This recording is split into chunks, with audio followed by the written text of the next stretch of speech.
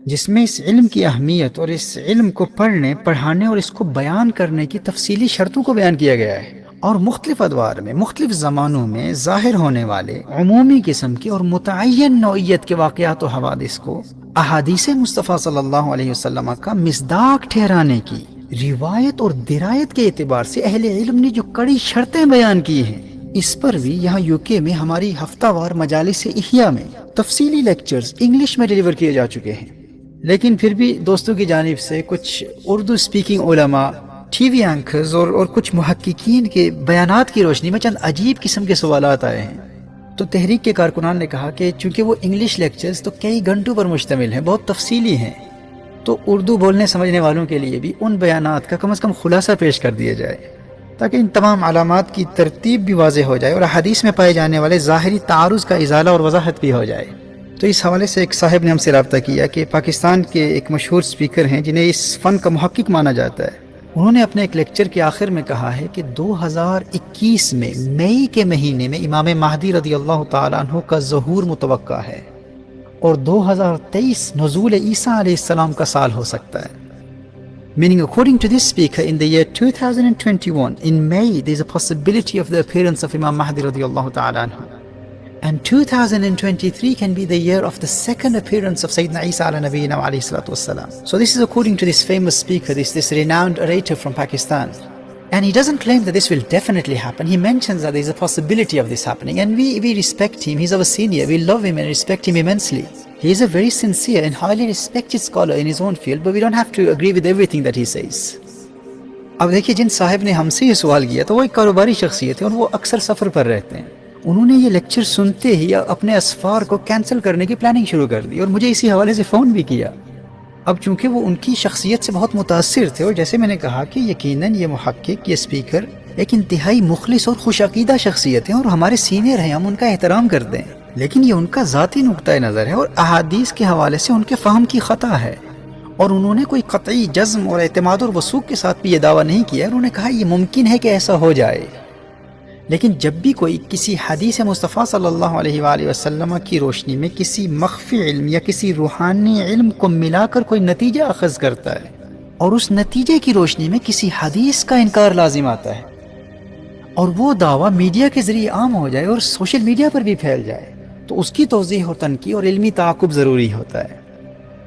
آپ سمجھ سکتے ہیں کہ یہ مسئلہ کس قدر حساس ہے کہ جب ہم اس علم کے حوالے سے احادیث کی روشنی میں کلام کریں گے تو لوگ اسے ہمارے نقطۂ نظر اور ہمارے ذاتی فہم سے تعبیر نہیں کریں گے، وہ کہیں گے کہ بھائی یہ صاحب تو حدیث مصطفیٰ صلی اللہ علیہ وسلم کی روشنی میں کلام کر رہے ہیں۔ اب اگر احادیث کی روشنی میں چند مہینوں کے بعد امام مہدی رضی اللہ تعالیٰ عنہ کا ظہور ہونے والا ہے اور 2023 میں حضرت عیسیٰ علیہ السلام کی آمد ہوگی، تو اب ہم کسی اور دینی کام یا کسی دنیاوی کاروبار کے بارے میں ہم سوچ بھی کیسے سکتے ہیں؟ اب تو دجال آنے والا ہے، اب تو ہم نے دجال سے لڑنا ہے، اب تو ہم نے امام مہدی رضی اللہ تعالیٰ عنہ کی فوج میں شامل ہونا ہے۔ اگر اسی سال میں 2021 کے مئی کے مہینے میں امام مہدی رضی اللہ تعالیٰ عنہ کے ممکنہ ظہور کا اعلان احادیث کی روشنی میں کیا جا چکا ہے، تو یقیناً پھر لوگ اپنی باقی ساری دینی اور دنیاوی کمٹمنٹس کو کینسل کریں گے تاکہ امام مہدی کی فورس کے سپاہی بن سکیں۔ تو اس حوالے سے میں نے ان صاحب سے کہا تھا کہ اس علم کی روشنی میں بہت مشکل سے یہ ثابت کرنا تو ممکن ہو سکتا ہے کہ امام مہدی کا 2021 کے مئی کے مہینے میں ظہور ہو جائے، لیکن اس کے لیے پھر یہ بھی تسلیم کرنا ہوگا کہ ان کے نزدیک ہم اس وقت فتنہ امیہ کے 18 یا 12 سال کے زمانے میں ہیں، جس کا حدیث میں ذکر ہے۔ ایک حدیث میں فتنہ امیہ کے حوالے سے 18 سال بیان کیے گئے اور ایک میں 12 سال بیان کیے گئے، یعنی ان کے نزدیک فتنہ سرا اور فتنہ احلاس اور فتنہ دہیمہ کا زمانہ گزر چکا، اور اب ہم اس فتنے کے دور میں جسے حدیث میں فتنہ امیہ سے تعبیر کیا گیا ہے، چونکہ اس فتنہ امیہ کے خاتمے پر امام مہدی رضی اللہ تعالیٰ عنہ کی آمد کی پہلی واضح علامت کا ظہور ہوگا، جسے متعدد صحیح احادیث میں بیان کیا گیا ہے۔ صحیح مسلم کی حدیث ہے، سیدنا ابو ہریرہ رضی اللہ تعالیٰ عنہ روایت فرماتے ہیں کہ نبی کریم صلی اللہ تعالیٰ علیہ وآلہ وسلم نے ارشاد فرمایا: لا تقوم الساعة حتى يحصل الفرات عن جبل من ذهب، قیامت اس وقت تک قائم نہیں ہوگی جب تک کہ دریائے فرات سے سونے کا پہاڑ نمودار نہ ہو۔ یہ صحیح مسلم کی کتاب الفتن کی حدیث ہے۔ اور الاشاع لاشراط الساعہ یہ امام برزنجی کی کتاب ہے۔ اس علم کے حوالے سے ٹی وی چینلز پر اور سوشل میڈیا پر کلام کرنے والے وہ کم از کم اس کتاب کا مکمل مطالعہ کر لیں۔ میں نے اس علم کے حوالے سے عربی زبان میں لکھی گئی کتابوں کی ایک طویل لسٹ ریکمینڈ کی ہے، اور اس بات پر بھی میں نے بہت زور دیا تھا کہ کم از کم اس موضوع پر بیان کرنے سے قبل اس علم کے کسی ماہر عالم سے کم از کم یہ ایک کتاب تو ضرور پڑھ لیں۔ اور یاد رکھیں اس کے لیے صرف عربی زبان کا جاننا کافی نہیں ہے، اس عالم کے لیے بھی ضروری ہے کہ وہ اس فن میں گہری نظر رکھتا ہو۔ اور ہمارے ہاں حال یہ ہے کہ اس علم میں مہارت تو کجا، جو لوگ عربی زبان کی مبادیات تک کو نہیں جانتے وہ بھی اردو کتابوں کے اپنے ذاتی مطالعے کی بنیاد پر اس موضوع پر اپنے بیانات نشر کر رہے ہوتے ہیں۔ تو میں عرض کر رہا تھا کہ الاشاع لاشراط الساعہ میں امام عبد رسول برزنجی رحمہ اللہ نے نہر فرات کے خشک ہو جانے کے بعد نہر فرات سے سونے کا پہاڑ نمودار ہونا، اس سونے کے پہاڑ کو امام مہدی رضی اللہ تعالی عنہ کے ظہور سے پہلے کی علامت قرار دیا ہے۔ یعنی جب تک دریائے فرات خشک نہیں ہو جاتا اور دریائے فرات سے سونے کا پہاڑ ظاہر نہیں ہوتا، اس وقت تک امام مہدی رضی اللہ تعالیٰ عنہ کا ظہور نہیں ہوگا۔ اور اسی طرح صحیح بخاری کی حدیث ہے، حضرت ابو ہریرہ رضی اللہ تعالیٰ عنہ روایت فرماتے ہیں کہ نبی کریم صلی اللہ تعالیٰ علیہ وآلہ وسلم نے ارشاد فرمایا: یوشک الفرات ان یحسر عن کنز من ذهب فمن حضره فلا یأخذ منه شیئا۔ نبی کریم صلی اللہ تعالیٰ علیہ وآلہ وسلم نے ارشاد فرمایا عن قریب دریائے فرات سے سونے کا ایک خزانہ نکلے گا، بس جو کوئی وہاں موجود ہو اس میں سے کچھ نہ لے۔ یہ صحیح بخاری کی حدیث ہے، کتاب الفتن باب خروج النار، اور سنن نبی داؤد میں بھی اور مسند احمد میں بھی ہے۔ اب دیکھیے نہر فرات کا خشک ہو جانا اور سونے کا پہاڑ برآمد ہونا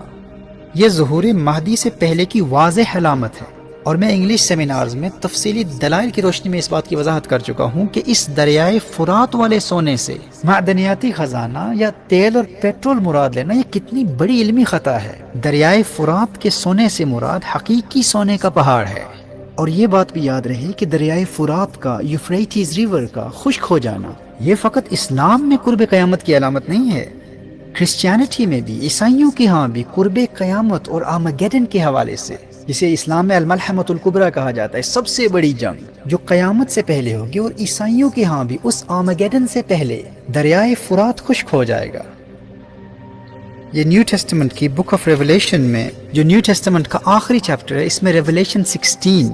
یہ 16واں باب ہے 16 چیپٹر کی، اگر آپ ورس 12، 13 اور 14 کا مطالعہ کریں، اسے مکاشفات یوحنا بھی کہتے ہیں۔ ورس 12 میں ہے And the sixth angel poured out his bowl on the great river Euphrates, and its water was dried up to prepare the way for the king of the east. And I saw 3 unclean spirits that looked like the frogs coming out of the mouth of the dragon, the beast and the false prophet. These are demonic spirits that perform signs to go out to all the kings of the earth to assemble them for the battle on the great day of God the Almighty. تو دریائے فرات کا خشک ہو جانا اور پھر اس کے بعد آرمیگیڈن کا واقع ہونا یہ عیسائیوں کے ہاں بھی قرب قیامت کی علامت ہے، اور کرسچنز میں جو بیپٹسٹ کرسچنز ہیں وہ بائبل کی اس بک آف ریولیشن کو بہت اہمیت دیتے ہیں۔ اور اسی طرح اسلام میں بھی دریائے فرات کا خشک ہو جانا اور دریائے فرات سے سونے کا پہاڑ برآمد ہونا یہ علامات قیامت میں سے، اور امام مہدی کے ظہور کی سب سے پہلی واضح علامت یہی ہے کہ دریائے فرات خشک ہو جائے گا اور اس سے ایک پہاڑ ظاہر ہوگا جو سونے کا پہاڑ ہوگا۔ اب اس میں تو کوئی شک نہیں ہے کہ دریائے فرات اس وقت بہت تیزی سے خشک ہو رہا ہے، اسے تو آپ خود گلوبل واٹر فورمز کی رپورٹ کے حوالے سے دیکھ سکتے ہیں، آپ کو اندازہ ہوگا کہ کس تیزی سے دریائے فرات خشک ہو رہا ہے۔ اور نبی کریم صلی اللہ علیہ وآلہ وسلم کی حدیث کی روشنی میں دریائے فرات سے سونے کا پہاڑ کسی وقت بھی نمودار ہو سکتا ہے۔ ماضی میں جو لوگ دعویٰ کرتے تھے کہ اس خطے میں سونے کے پہاڑ کہاں سے مل سکتے ہیں، یہ کیسے ممکن ہے، اور حدیث کے الفاظ کی باطل تعویل پیش کرتے ہوئے کہتے تھے کہ اس سے مراد تو کوئی معدنیاتی خزانہ یا عراق کا تیل ہے، پیٹرول اس سے مراد ہے۔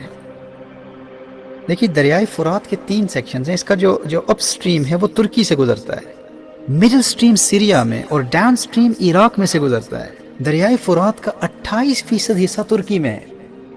ابھی جب ریسنٹلی حال ہی میں ترکی میں سونا برآمد ہوا تو بہت بڑے بڑے دعوے کرنے والے، حالانکہ وہ دوسری جانب تھا، لیکن لوگوں کے انداز بدل گئے، بڑی رونت سے احادیث پر تنقید کرنے والوں کے تیور بدل گئے۔ حالانکہ ہم ہرگز یہ دعویٰ نہیں کرتے کہ ترکی کا وہ سونا وہی دریائے فرات کا سونا ہے جس کا ذکر قرب قیامت کے حوالے سے حدیث مصطفیٰ صلی اللہ علیہ وآلہ وسلم میں آیا ہے،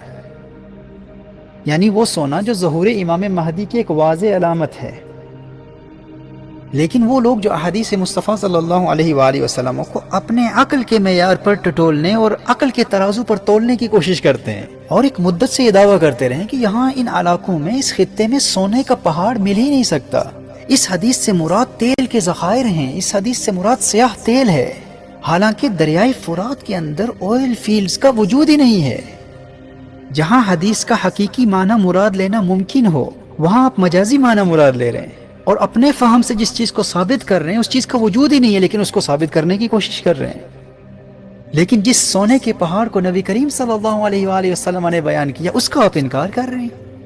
اور ایک عرصے تک حدیث مصطفیٰ صلی اللہ علیہ وآلہ وسلم کے حقیقی معنی کا فقط اس لیے انکار کرتے رہے کیونکہ آپ کے نزدیک وہاں سونا مل ہی نہیں سکتا۔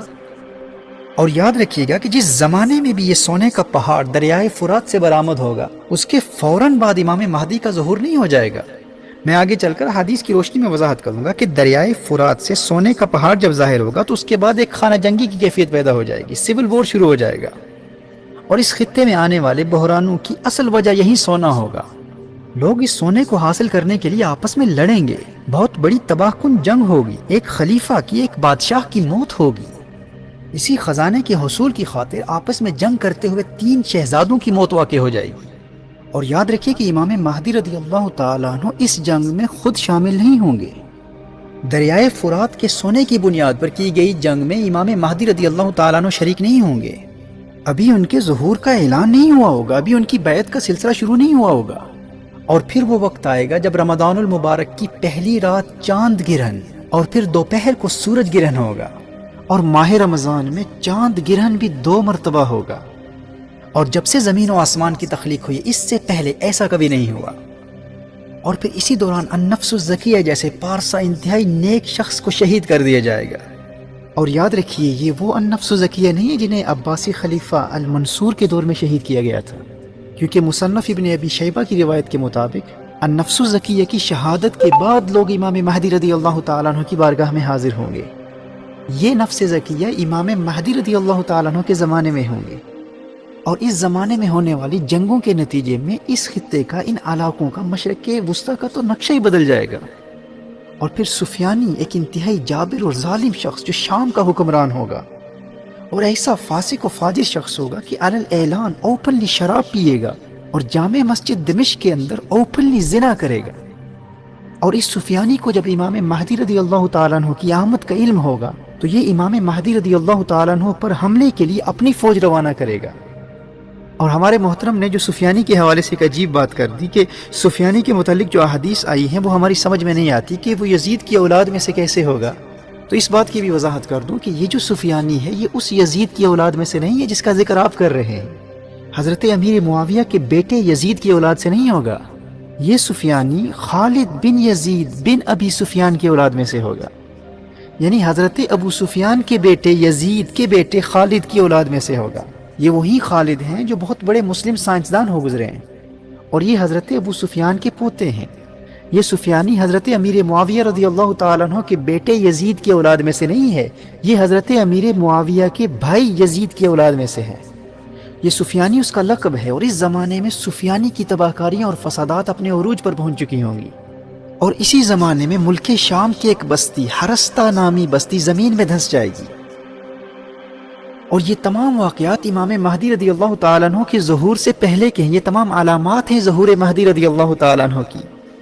اگر امام مہدی رضی اللہ تعالیٰ عنہ نے اسی سال 2021 کے مئی کے مہینے میں آنا ہے تو یہ سارے واقعات ہمیں مد نظر رکھنے ہوں گے۔ کیا یہ تمام قبل ظہور مہدی کی علامات ظاہر ہو چکی ہیں؟ اور کیا ان آنے والے 2 مہینوں میں ان تمام علامات کا ظاہر ہونا ممکن ہے؟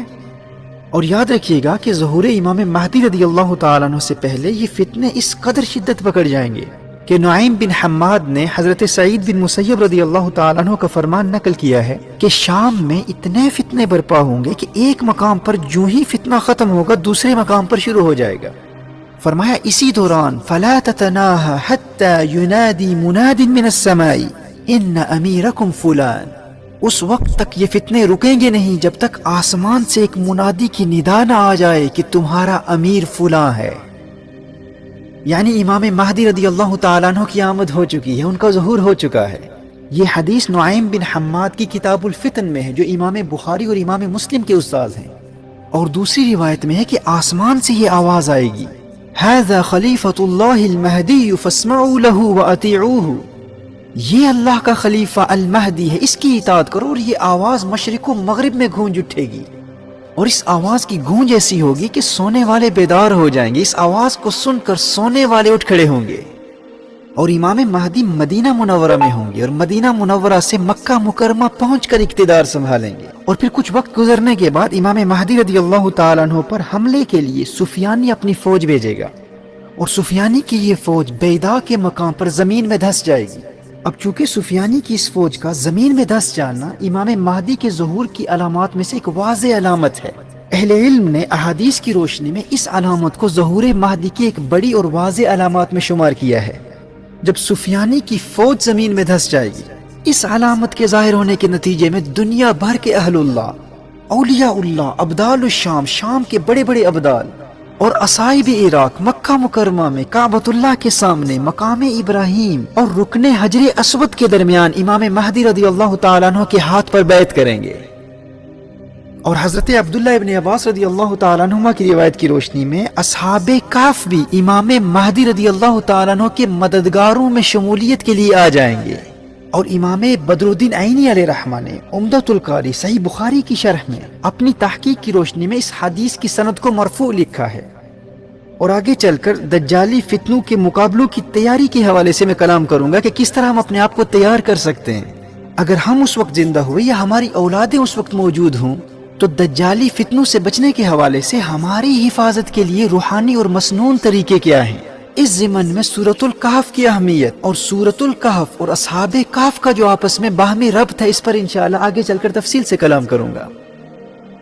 تو میں امام مہدی رضی اللہ تعالیٰ عنہ کے ظہور سے پہلے کی اور بعد کی چند بڑی واضح علامات پر کلام کر رہا تھا. اسی طرح منصور جو کہ اہل بیت میں سے ہوں گے اور ان کا لقب الحارث ہوگا، اور اہل علم کے نزدیک یہ منصور امام مہدی رضی اللہ تعالیٰ عنہ کے بھائی یا چچا زاد ہوں گے، اور ان کی دائیں ہتھیلی پر ایک سیاہ تل ہوگا، اور وہ اس وقت مشرق کے آخری کونے میں ہوں گے اور اہل خراسان کے ساتھ مل کر امام مہدی کے حق میں سفیانی سے براہ راست مقابلہ کریں گے. اب اس چچا زاد بھائی کے حوالے سے روایات میں بہت اختلاف ہے، آگے چل کر میں اس کی وضاحت کروں گا. اچھا دیکھیے، سفیانی کی فوج جب اللہ کے عذاب کا شکار ہو کر زمین میں دھس جائے گی، اس کے بعد کے زمانے میں جب اہل اللہ امام مہدی کے ہاتھ پر بیعت کر چکے ہوں گے اور عام مسلمان بھی امام مہدی رضی اللہ تعالیٰ عنہ کے ہاتھ پر بیعت ہو چکے ہوں گے، پھر وہ وقت آئے گا جب امام مہدی رضی اللہ تعالیٰ عنہ سفیانی سے جنگ کے لیے روانہ ہو کر حد شام تک سفر کریں گے، اور سفیانی کو گرفتار کر کے امام مہدی رضی اللہ تعالیٰ عنہ کی بارگاہ میں لایا جائے گا، اور امام مہدی رضی اللہ تعالیٰ عنہ سفیانی کو قتل کریں گے. اور یہاں امام مہدی رضی اللہ تعالیٰ عنہ کے ذریعے سفیانی کی تباہ کاریوں، فسادات اور ظلم و ستم کا سلسلہ ختم ہو جائے گا. اور پھر دنیا یہ نظارہ بھی دیکھے گی کہ زمین اپنے جگر کے ٹکڑے سونے کے ستونوں کی طرح ظاہر کرے گی. کعبۃ اللہ میں جو خزانہ مدفون ہے، امام مہدی رضی اللہ تعالیٰ عنہ اسے نکال کر فی سبیل اللہ تقسیم کریں گے. امام مہدی کثرت سے لوگوں میں سونا اور چاندی تقسیم کریں گے، اور لوگ اس قدر دولت مند ہو جائیں گے کہ کسی کو کسی چیز کی حاجت نہیں ہوگی. عوام میں استغنا اور بے نیازی اور زمین کی برکات کا عالم یہ ہوگا کہ خشک لکڑی خشک زمین میں بوئی جائے گی تو وہ سبز ٹہنی بن کر پتوں سمیت نمودار ہوگی. اور مال و دولت کی کثرت و فراوانی اور مسلم دنیا کی اکانومی کی عروج کا عالم یہ ہوگا کہ زندہ لوگوں کی یہ تمنا ہوگی کہ کاش وہ لوگ جو تنگی کے زمانے میں دنیا سے چل بسے آج وہ زندہ ہوتے اور اس منظر کو دیکھ لیتے. اللہ اکبر. دیکھیے، آج جب پورا عالم کفر اسلام کے چراغ کو بجھانے کی جد و جہد میں کوشاں ہے اور تمام مسلم دنیا انتہائی قسم پرسی اور پسماندگی کی کیفیت میں ہے، جب ایسے مایوس کن حالات میں ہم ان احادیث کو سنتے ہیں تو امید کی ایک کرن نظر آتی ہے، اور یہی وہ امید ہے جو ہمارے اندر ہمت اور حوصلہ اور محنت کا جذبہ بیدار کرتی ہے کہ وہ دن دور نہیں ہے جب ملت اسلامیہ کو اس کے عروج رفتہ سے دوبارہ آشنا کرایا جائے گا، ہمیں ہماری کھوئی ہوئی وراثت پھر ملے گی. جامع ترمذی کی حدیث ہے، فرمایا لا تذهب الدنيا حتى يملك العرب رجل من اہل بیتی. سبحان اللہ. فرمایا یہ دنیا اس وقت تک ختم نہیں ہوگی جب تک میرے اہل بیت سے ایک مرد عربوں کا حاکم نہ بن جائے. اور سنن نبی داؤد کی حدیث ہے، فرمایا اللہ جل وعلا مجھ سے یا میرے اہل بیت سے ایک مرد کو بھیجے گا، یملأ الارض قسطا وعدلا كما ملئت ظلما وجورا، جو زمین کو عدل و انصاف سے ایسے بھر دے گا جیسے یہ زمین ظلم اور جور سے بھری ہوئی ہے۔ اور سنن نبی داؤد ہی کی ایک اور حدیث سے فرمایا المہدی من عطرتی من ولد فاطمہ، وہ کون ہوگا جو دنیا کا نقشہ بدل دے گا؟ فرمایا یہ مہدی میری عطرت سے، میری فاطمہ کی اولاد سے ہوگا۔ سبحان اللہ۔ یاد رکھنا وہ مرد مجاہد جو آج کے اس مفلسی، غربت، قسم پرسی، پسماندگی اور ظلم و ستم کے زمانے کو عدل و انصاف، امن و آشتی، محبت و رواداری، دولت اور خوشحالی کے زمانے میں بدل دے گا، وہ کون ہوگا؟ وہ فاطمہ تو زہرا کی اولاد میں سے ہوگا، اس کی رگوں میں میرے آقا کا خون دوڑ رہا ہوگا۔ اور امام برزنجی نے الاشاع لاشراط الساعہ میں لکھا ہے کہ یہ وہ دور ہوگا جب آل محمد سے بغض رکھنے والے دنیا سے مٹ جائیں گے، تمام مخلوق اس زمانے میں آل محمد سے محبت کرنے والی ہوگی۔ اب دیکھیے، ابھی جو میں نے اپنی اس تمہیدی گفتگو میں امام مہدی رضی اللہ تعالیٰ عنہ کے ظہور سے پہلے کی جتنی علامات بیان کی ہیں، کیا یہ تمام واقع ہو چکی ہیں؟ تو اس بات کو ہم کس تناظر میں دیکھیں گے کہ امام مہدی رضی اللہ تعالیٰ عنہ 2021 کے مئی کے مہینے میں آئیں گے، ابھی ہم فروری کے مہینے میں، اور درمیان میں مارچ، اپریل اور پھر مئی کا مہینہ آ جائے گا، درمیان میں صرف 2 مہینے باقی ہیں۔ تو کیا ان 2 مہینوں میں یہ سب کچھ ہو جانا ممکن ہے؟ امام مہدی کے ظہور سے پہلے کی جو علامات میں نے بیان کی ہیں انہیں آپ ریوائنڈ کر کے بار بار سنیں، کم از کم آج کے ان فتنوں کے زمانے میں ہر مسلمان کے لیے ان علامات کا جاننا ضروری ہے، اور اپنے بچوں کو بھی امام مہدی کے ظہور سے پہلے کی علامتیں اور بعد کی علامتیں بھی بار بار سنائیں اور یاد کرائیں۔ This is necessary knowledge for every Muslim. It's the responsibility of the parents to teach their children the signs of Qiyamah in order to protect them from the tribulations of Dajjal, the signs of the Day of Judgment, the signs of Imam Mahdi radiyallahu ta'ala anhu, the appearance of Dajjal, the descent of Sayyidina Isa ala nabiyyina wa alayhi salatu wassalam, and the sequence of the manifestation of these events. تو میں یہ عرض کر رہا تھا کہ کیا ان 2 مہینوں میں ان تمام علامات و حوادث کا وقوع پذیر ہو جانا پاسبل ہے؟ اچھا، اگر ہم برسبیل تنزل یہ تسلیم بھی کر لیتے ہیں کہ ان 2 مہینوں میں یہ دریائے فرات کا خشک ہو جانا اور سونے کا پہاڑ نمودار ہونا اور یہ تمام واقعات و حوادث اور یہ ساری جنگیں ہو جائیں گی اور ان تمام ممالک کا جغرافیائی اور سیاسی نقشہ ہی بدل جائے گا، اور اسی سال میں ان 2 مہینوں کے بعد مئی کے مہینے میں امام مہدی رضی اللہ تعالی عنہ کا ظہور متوقع ہے، اگر ہم فار آرگیومنٹ سے اسے ایکسیپٹ بھی کر لیتے ہیں، اسے قبول بھی کر لیتے ہیں، تو میں یہ پوچھنا چاہتا ہوں کہ پھر ہم یہ کیسے مان لیں کہ 2023 میں 2023 میں حضرت عیسیٰ علیہ السلام کا نزول ہوگا؟ یہ جو کہا گیا ہے کہ 2021 میں حضرت امام مہدی رضی اللہ تعالی عنہ کے ظہور کی توقع ہے، اور 2023 میں حضرت عیسیٰ علیہ السلام کے نزول کو ایکسپیکٹ کیا جا رہا ہے، اور اس کے لیے احادیث بھی پیش کی جا رہی ہیں، اور پھر احادیث کے ساتھ کچھ روحانی علوم، کچھ علم الاعداد اور مخفی علوم کا سہارا بھی لیا جا رہا ہے۔ ہم دیگر روحانی اور مخفی علوم کے قائل ہیں، ہم ان کا انکار نہیں کرتے، لیکن جب ان علوم سے اخذ کیے گئے نتائج صریح احادیث سے ٹکراتے ہیں تو ان کو ایکسیپٹ نہیں کیا جا سکتا۔ دیکھیے، میں انشاءاللہ صحیح احادیث کی روشنی میں وضاحت کروں گا کہ امام مہدی رضی اللہ تعالیٰ عنہ کے ظہور کے بعد ان کا دور حکومت کم از کم 7 یا 9 سال تک ہوگا۔ اب اسی عرصے میں خراسان سے کالے جھنڈے والوں کی فوج امام مہدی کی مدد کے لیے آئے گی، اور پھر غزوہ ہند بھی اسی زمانے میں ہوگا، اور امام مہدی کے دور میں غزوہ ہند کا انکار کرنے والوں کا بھی مدلل علمی جواب میں پہلے دے چکا ہوں۔ غزوہ ہند بھی اسی امام مہدی کے دور میں ہوگا، پھر اسی زمانے میں بیت المقدس بھی فتح ہوگا۔ یہ امام مہدی کی فتوحات کا دور ہوگا، امام مہدی بڑی بڑی حکومتوں کا تختہ الٹ دیں گے، اور اسی میں مدینہ منورہ کی ویرانی اور بیت المقدس کے آباد ہونے کا زمانہ بھی ہے، اور پھر دنیا بھر کے یہود اصبہان کے علاقے یا اصفہان کے علاقے یہودیہ میں آباد ہو جائیں گے، جو کہ آج کے ایران میں ہے۔ بیت المقدس فتح ہو چکا ہوگا، اور امام مہدی رضی اللہ تعالیٰ عنہ کا غلبہ دیکھ کر دنیا بھر کے یہودی اپنے مسیحا، جسے ہم دجال کہتے ہیں، اس کے انتظار میں ایران کے علاقے اصبہان میں یہودیہ کے مقام پر جمع ہو جائیں گے، اور یہ علاقہ آج بھی موجود ہے، اور یہ اصبہان کو اسبہان بھی کہا جاتا ہے، اور اصفہان اور اصفہان بھی پڑھا جا سکتا ہے، اور اس کی وضاحت امام نووی رحمہ اللہ اور دیگر اہل علم نے کی ہے۔ وَأَمَّا أَصْبَهَانَ فَهِيَ بِفَتْحِ الْحَمْزَةِ وَكَسْرِهَا وَبِالْبَاءِ وَالْفَاءِ كَمَا قَالَ النَّوَوِي رحمہ اللہ فی شرح مسلم۔ اور آج عام طور پر اصفہان یا اصفہان ہی مشہور ہے، اور یہ یہودیہ کا علاقہ آج کے ماڈرن ڈے ایران کے اصفہان میں آج بھی پایا جاتا ہے، اور وہاں پر آج بھی یہود آباد ہیں، اور یہی وہ یہودیہ کا ایریا ہے جہاں دنیا بھر سے یہود ہجرت کر کے جمع ہو جائیں گے۔ دیکھیے، اس زمانے میں تمام یہودی متحد ہو چکے ہوں گے، اور اسرائیل کی ریاست کے حوالے سے دور حاضر کی یہودیوں میں جو اختلافات پائے جاتے ہیں یہ اختلافات ختم ہو جائیں گے. آج کے زائنسٹ یہود اور آرتھوڈکس یہود آپس میں متحد ہو جائیں گے،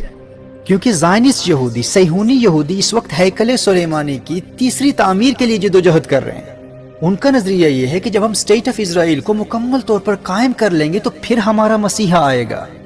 جبکہ آرتھوڈکس جوز، آرتھوڈکس یہود، ان کا یہ دعویٰ ہے کہ جب ہمارا مسیحا آ جائے گا تو وہ خود آ کر ہمیں ہمارا حق دلوائے گا اور ہمیں اس ریاست میں آباد کرے گا.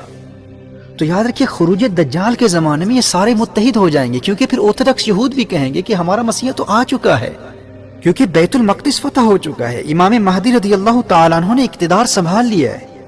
اب وہ اپنے نظریات کے مطابق اپنے مسیحا کے ساتھ مل کر سارے متحد ہو کر یروشلم کے حصول کی جدوجہد کریں گے. اور اس زمانے میں یہ تمام روایت پسند یہودی اور تمام صہیونی، تمام زائنسٹ اور آرتھوڈکس یہود اور ان کی تمام برانچیز، حریدی، مسورتی، ہیلونی، داتی،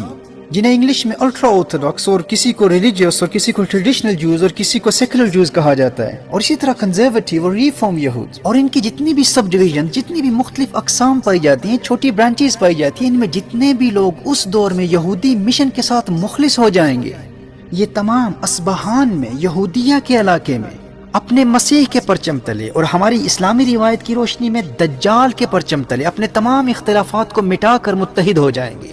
اور پھر جب دجال کے فتنوں کا زمانہ آئے گا تو دجال وہاں سے 70,000 یہودیوں کو لے کر خروج کرے گا اور پوری دنیا میں اپنے فتنے پھیلائے گا. اور یہاں اس بات کی بھی تنقیح کر دوں کہ دریائے فرات کے سونے کے لیے جو جنگ ہوگی اس میں امام مہدی رضی اللہ تعالیٰ عنہ شامل نہیں ہوں گے،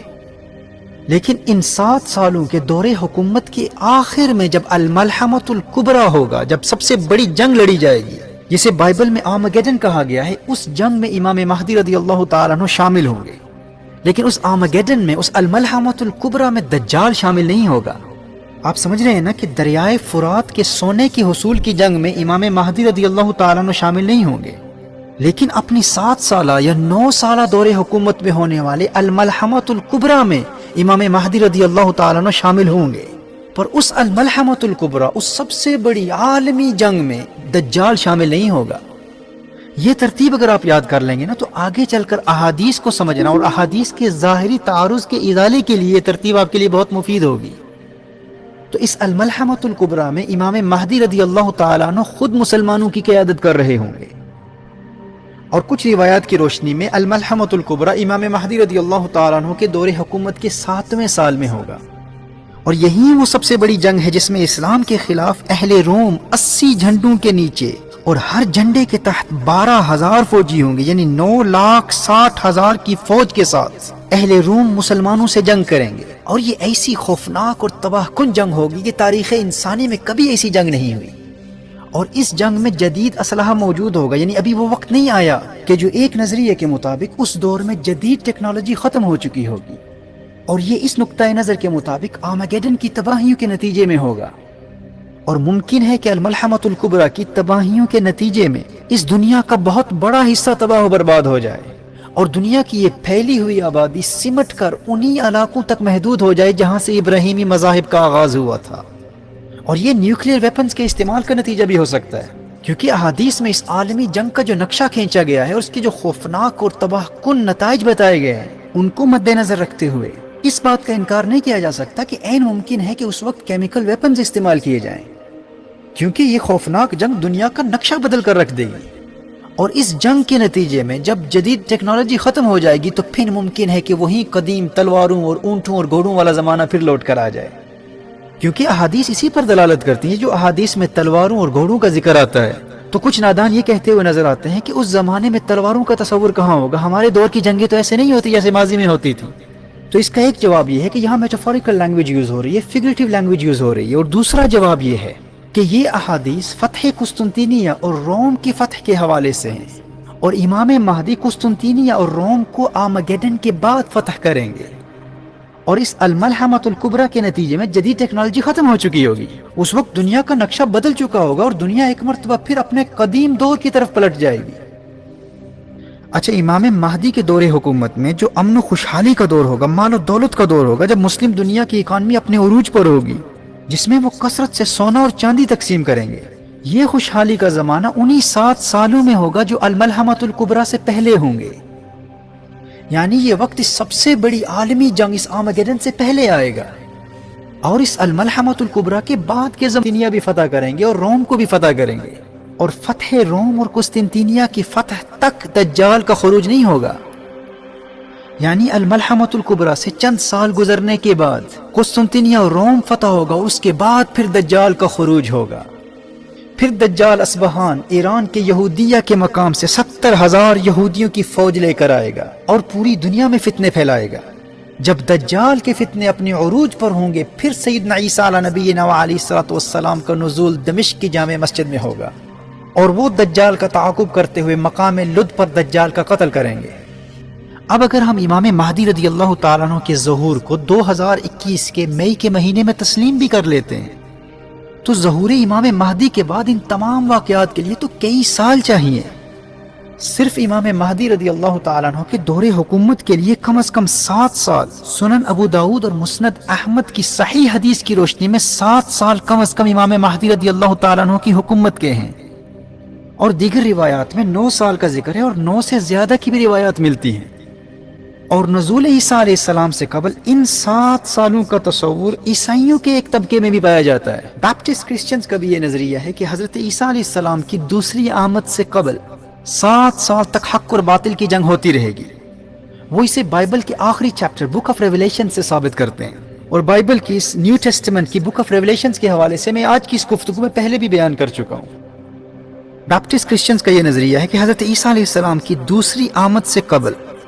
7 سال تک حق کی قوتوں اور دجال کی قوتوں کے مابین جنگ ہوتی رہے گی۔ بیپٹسٹ کرسچنز کے نزدیک اس 7 سال کے معرکہ خیر و شر کے بعد حضرت عیسیٰ علیہ السلام کا نزول ہوگا، اور پھر وہ آ کر اینٹی کرائسٹ کو، دجال کو قتل کریں گے۔ اور ہم مسلمانوں کے نزدیک صحیح احادیث کی روشنی میں یہ 7 سال کا دور امام مہدی کی حکومت کا دور ہوگا۔